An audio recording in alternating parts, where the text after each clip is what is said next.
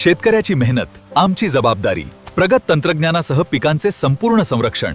इडीमॅक्स biotech, तुमच्या शेतीचा खरा पार्टनर. नमस्कार मित्रांनो, सध्या आपण बघत आहात समुद्रामध्ये एक भयानक वादळ सुरू झालेलं आहे आणि पुढील काही दिवसात भारतासाठी हे वादळ धोकादायक ठरू शकतं का, हे हवामान साधन आहे. कारण येणाऱ्या चक्रीवादळाचा हा मोठा इशारा आहे.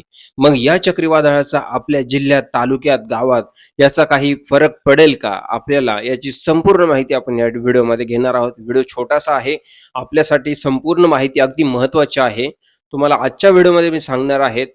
आपण पाहणार आहोत समुद्रामध्ये तयार झालेले एक छोटंसं वादळ, जे पुढील काही दिवसात चक्रीवादळ बनू शकतं.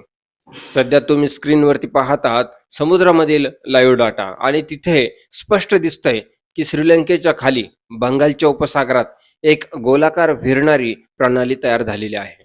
हा गोलाकार फिरणारा भाग म्हणजेच लो प्रेशर सिस्टम, जो हळूहळू ताकद वाढवत आहे.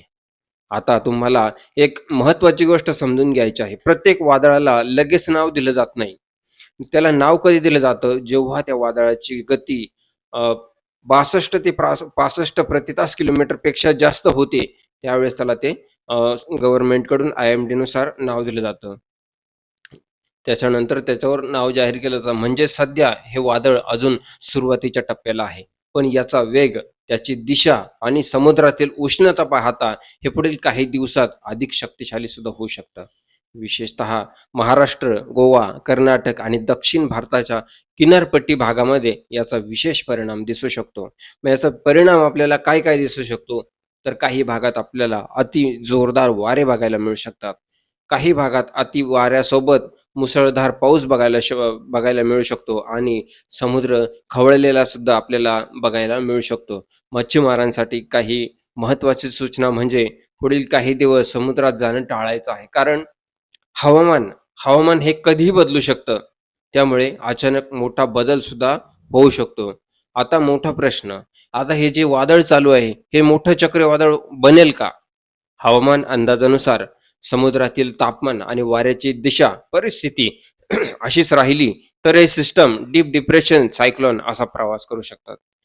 आणि जर ते सायक्लोन बनलं तर त्याला गव्हर्नमेंटकडून, IMD कडून अधिकृत नाव जाहीर केलं जाऊ शकतं. हवामान हा काही खेळ नाही. छोटीशी दुर्लक्ष मोठं नुकसान करू शकतं. म्हणजे तुम्ही सतत अपडेटमध्ये राहा आणि अशा महत्त्वाच्या माहितीसाठी आमच्या चॅनलला सबस्क्राईब करा. कारण हे वादळ पुढे काय रूप घेईल सांगता येणार नाही. म्हणून हे जाणून घेणं खूप गरजेचं आहे. या प्रत्येक ताज्या अपडेटसाठी आपण आता ह्या चॅनलला सबस्क्राईब करा आणि आपल्या मित्रपरिवारांना हे व्हिडिओ नक्कीच शेअर करा. आणि आपले गाव, तालुका, जिल्हा आम्हाला कमेंट करून नक्कीच कळवा. तर बघूया कोणत्या जिल्ह्यातून आणि तालुक्यातून जास्ती कमेंट येते ती. भेटूया पुढील व्हिडिओमध्ये. तोपर्यंत नमस्कार, धन्यवाद.